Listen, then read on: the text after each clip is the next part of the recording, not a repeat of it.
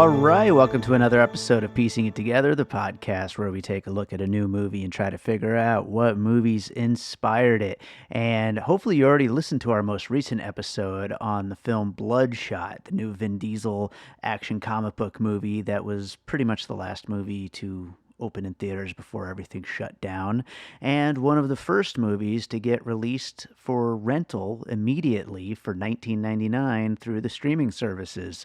So if you haven't yet, go check that out. What this is today is a special follow-up episode. Those of you who are fans of the show know that my dad is a big fan of these kinds of movies, and some people actually requested that I get him on the show to talk about it. And so that's exactly what we did. I got a little short interview with my dad talking about Bloodshot, talking about Vin Diesel, and mostly talking about the woman with the black hair in the movie. I still am not sure who he's talking about. This movie went in one eyeball, out the other when I watched it, but hey, we got an extra 10 minutes of talking about Bloodshot. So let's jump into this conversation with my dad.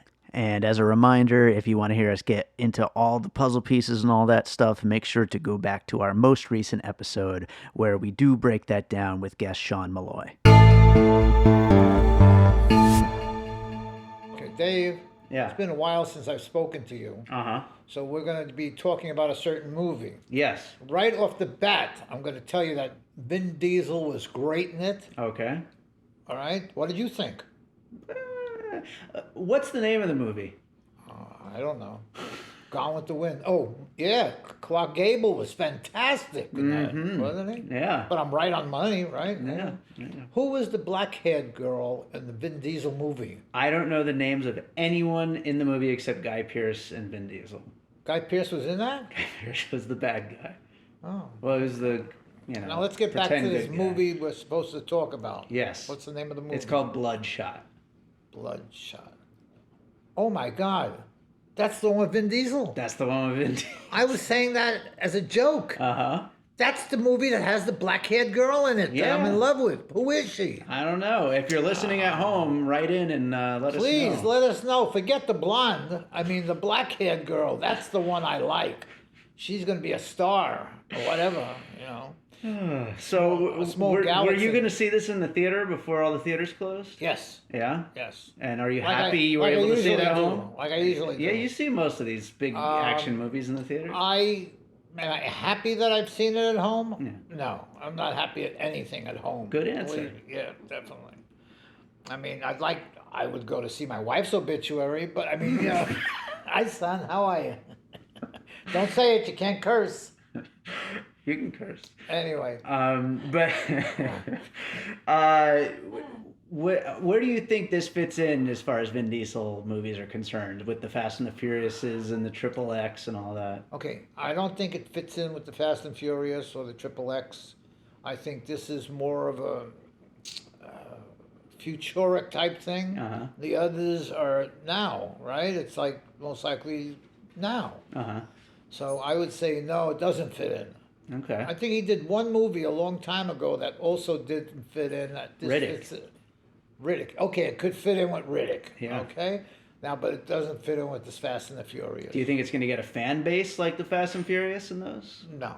No. Because they're using too much of that future gimmicky stuff in it that I don't like. Were you familiar with this comic book character? Did you know it's a comic book character? No. Yeah, this is a fairly major comic book. They were hoping this would do so good, it would launch a whole nother cinematic universe like Marvel and DC. Well, is there a way to gauge it on TV, or it just loses itself? It's not making any money, even if there was a way to gauge it. It's doing pretty bad thanks to the coronavirus. A lot of the blockbusters that are coming to TV are totally losing money because of the fact that $20 is a lot to rent a movie, but people don't want to see it enough, or it's just not. No, it's not working. I don't know. Has there been any movie yet that did very well in box office, except maybe, don't tell me, Scorsese.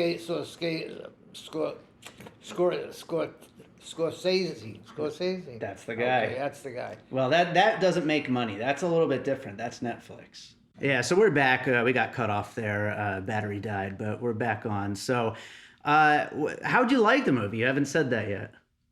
Well, how can I not like it? If there's a woman in there that I really like, how can I not like the movie? No, the movie was good. I told you I don't like this futuric type stuff. That's why Blade Runners and stuff like that. Some of it's great, some of it I just bypass totally. Yeah. I don't like futuric stuff. Well, did it remind you of any specific ones? Like we do our puzzle pieces on our show?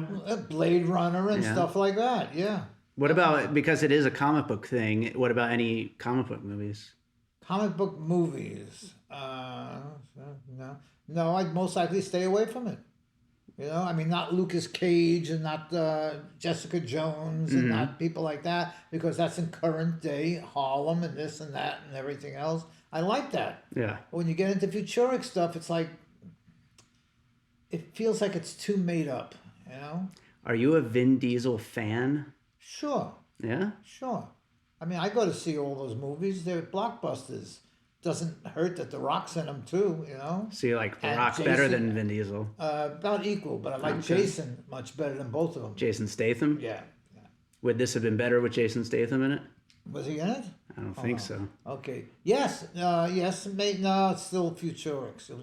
I saw a movie yesterday called Redemption. Did you know that? Who were we just talking about? Jason Statham? He was in this movie called Redemption. I never saw it before. It's one of those 150 movies that I took to watch. Yeah. And it was excellent. His room is just filled with DVDs from the store, just Yeah, stacked up. I just bought over 4,000 DVDs.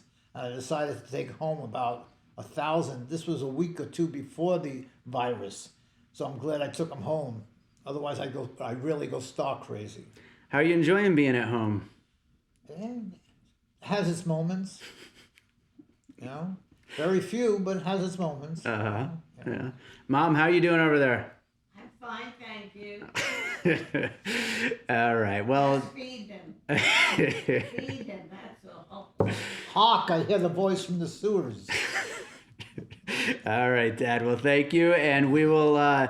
We'll see if something else comes straight to video that you're going to be able to watch, and we'll be able to maybe talk about. Maybe we'll get Mom involved. And remember, the girl with the black hair. Yeah. Let me know who that is and let me know what else she was in. Let him know. He needs to find that out. One more note. The movie with The Rock, where everything is breaking down and everything. Skyscraper? No, it's the one that was California, San Andreas, right?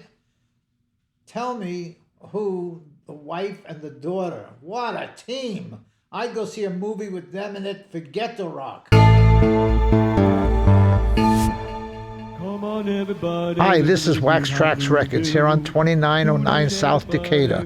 We buy all your old 45s, your old albums, any type of music memorabilia. Also, we sell music memorabilia, albums, CDs, and a lot.